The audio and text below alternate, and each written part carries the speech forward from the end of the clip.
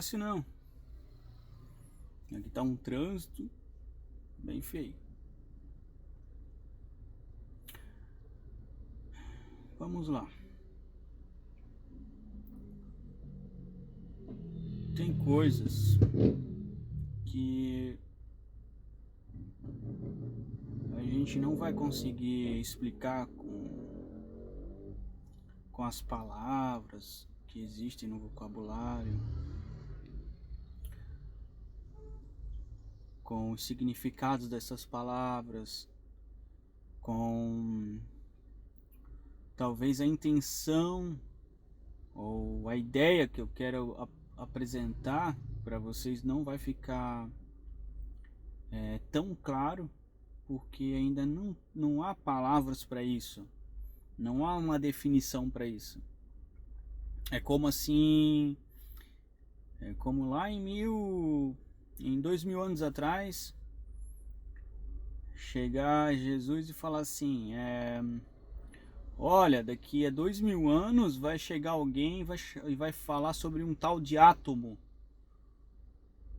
Entenderam? Então ele não podia falar isso porque, por mais que ele soubesse, ele sabia. Ele tem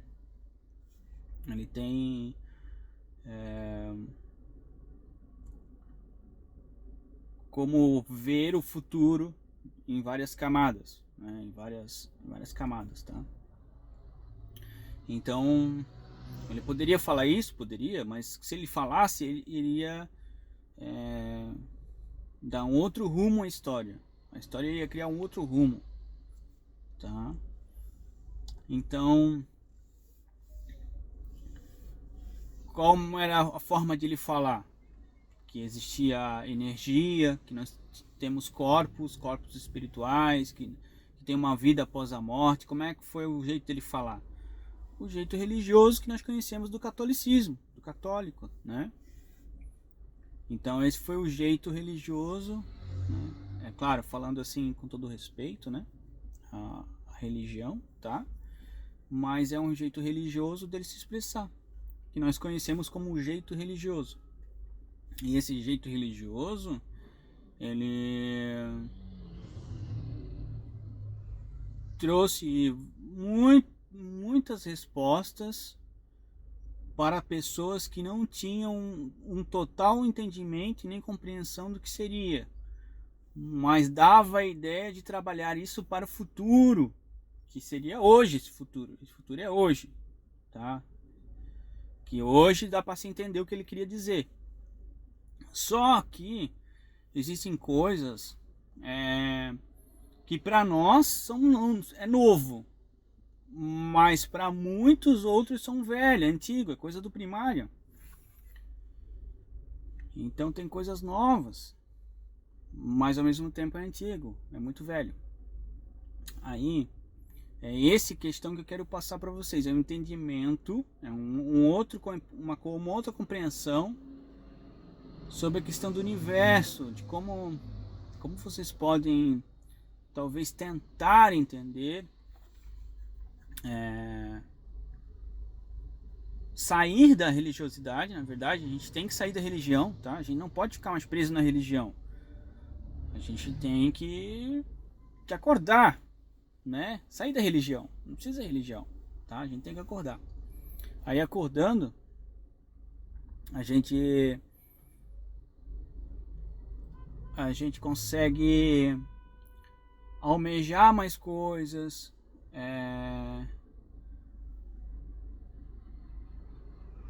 consegue buscar mais informações, porque não é só informação, não é só o entendimento do padre, não é só o entendimento do pastor, não é só o entendimento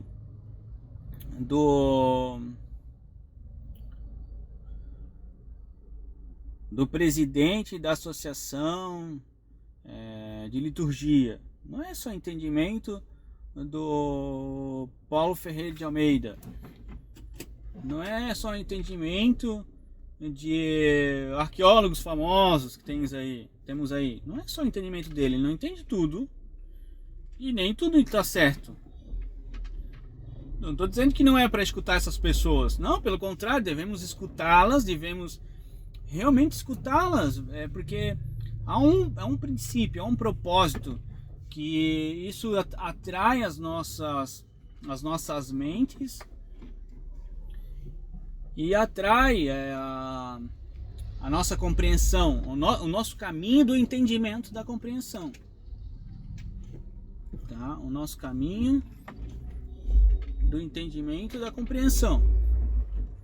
Entenda esse caminho do entendimento da compreensão, a gente vai caminhando passo a passo, então vai ficando um pouco mais fácil não ser enganado pelo fanatismo religioso, por pessoas que se julgam os donos da verdade, por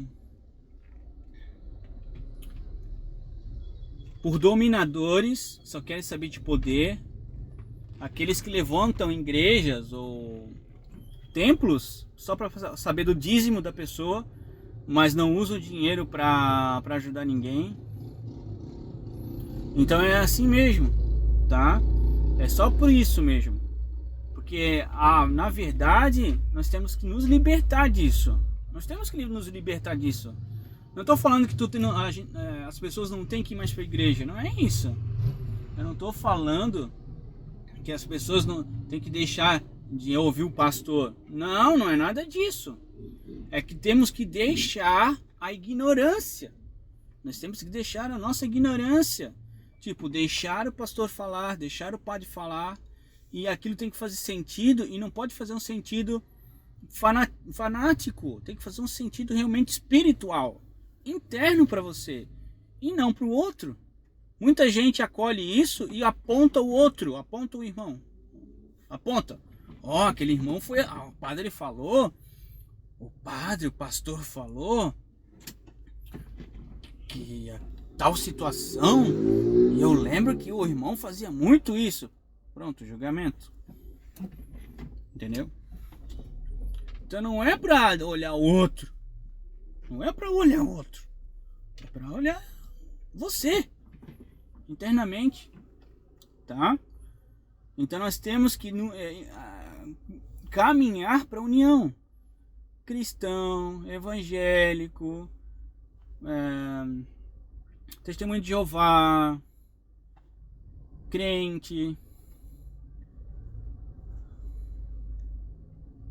umbandista, espírita, candomblessista, qualquer outro culto, qualquer outra seita, tem que se unir. Tem que ir num bem comum. E qual é o bem comum? Qual é o bem comum? O bem comum é a fraternidade. É o amor ao próximo.